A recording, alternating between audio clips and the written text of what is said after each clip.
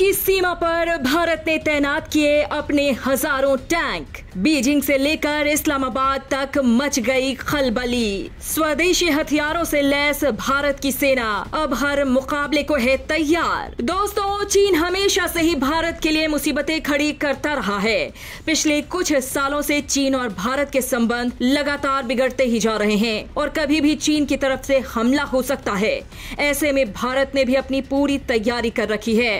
अगर चीन ने कोई भी हरकत की तो इस बार उसके गुरूर को पूरी तरह से मिट्टी में मिला दिया जाएगा। अब जिनपिंग की सेना को सबक सिखाने के लिए मेक इन इंडिया हथियारों की पूरी फौज सीमा पर तैनात कर दी गई है। लद्दाख में तैनात भारतीय सेना के हथियारों को देखकर चीन के भी पसीने छूट गए हैं।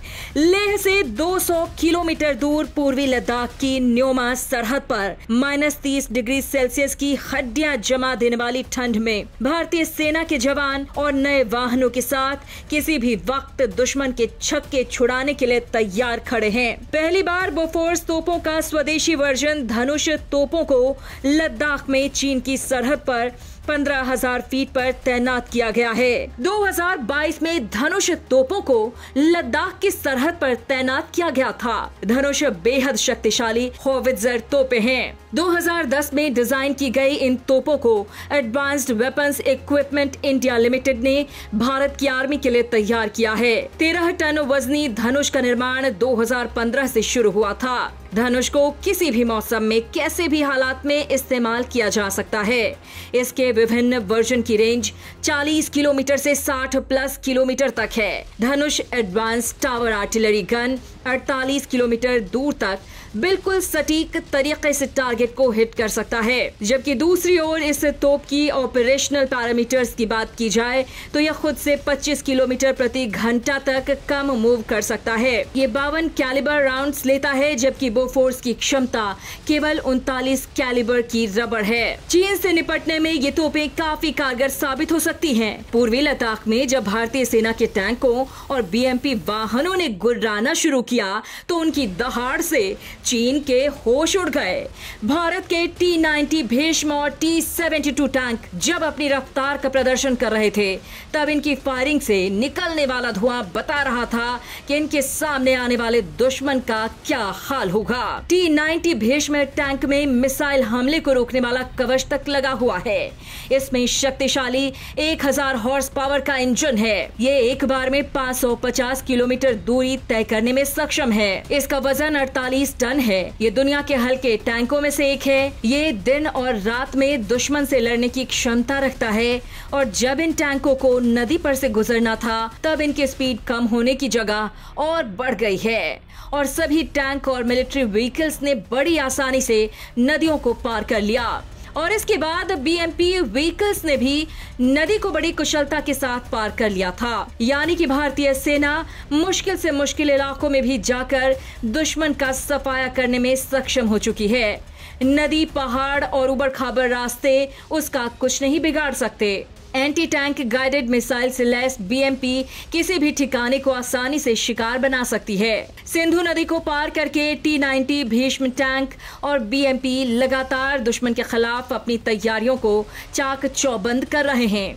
इससे पहले भारतीय सेना पाकिस्तान के बॉर्डर के पास इस तरह के सैन्य अभ्यास करती थी, लेकिन केवल रेगिस्तानी और मैदानी इलाकों में ही टैंकों का इस्तेमाल किया जा सकता था। लेकिन अब भारत के मेक इन इंडिया टैंकों ने इस बात को गलत साबित कर दिया है। 2013-14 से ही टैंकों और दूसरे मिलिट्री व्हीकल्स को पूर्वी लद्दाख में तैनात किया जा रहा है। लेकिन जब 2020 में गलवान में चीन ने घुसपैठ की कोशिश की, उसके बाद भारत ने चीन के बॉर्डर पर अपनी ताकत को बढ़ाना शुरू कर दिया। इसके अलावा सेना की ताकत बढ़ाने के लिए M4 क्विक रिएक्शन व्हीकल भी काफी मददगार साबित हो रहे हैं। डेमचोक में सिंधु नदी के किनारे हजारों मील में फैली घाटी में M4 क्विक रिएक्शन व्हीकल्स भारतीय सेना की ताकत को बढ़ा रहे हैं। गलवान की खूनी भिड़ंत के वक्त चीनी सेना अपने वाहनों में तेजी के साथ मौके पर पहुंच गई थी।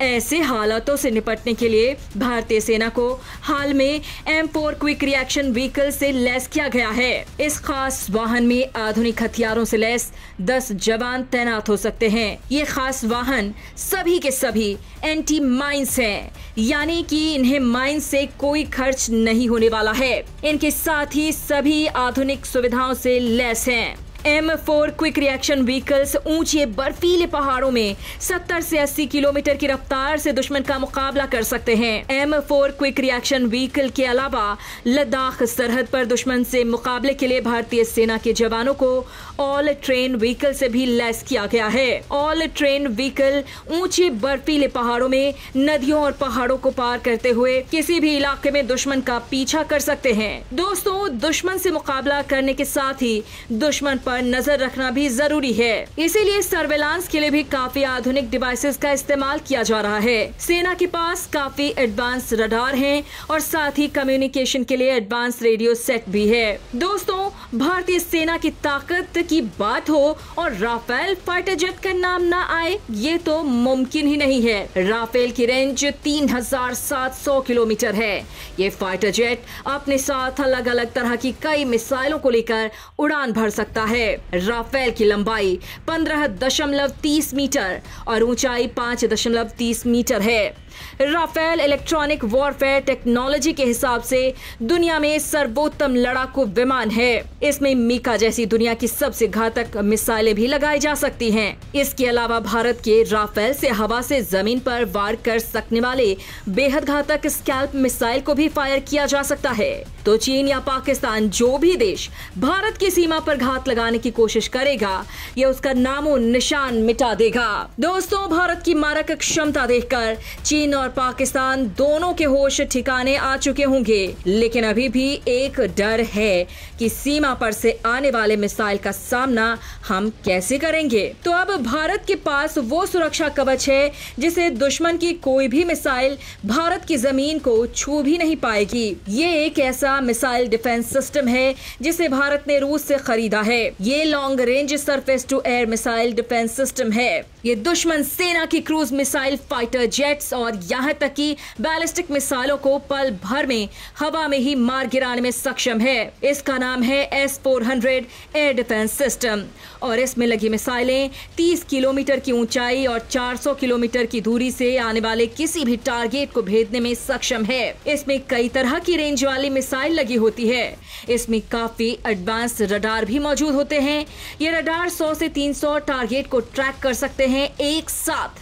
इस डिफेंस सिस्टम में 12 लॉन्चर लगे होते हैं। ये सिस्टम काफी आधुनिक है और इस बात को भी तय कर सकता है कि दुश्मन की मिसाइल को किस फेज में मार गिराना है। ये 3 मिसाइलों को एक साथ दाग सकने में सक्षम है और इसे तैनात करने में कुछ ही मिनट का वक्त लगता है। S-400 को चीन और पाकिस्तान की सीमा पर तैनात किया गया ताकि अगर ये देश भारत पर मिसाइल से हमला करने की कोशिश करे तो उनकी कोशिश भी नाकाम कर दी जाए। दोस्तों, भारत की तैयारी देखकर चीन अब आगे कोई भी हिमाकत करने की हिम्मत नहीं कर पाएगा। अगर उसने इस बार कोई भी नापाक हरकत की तो उसे ऐसा जवाब दिया जाएगा कि वो उल्टे पैर भागता नजर आएगा। धन्यवाद।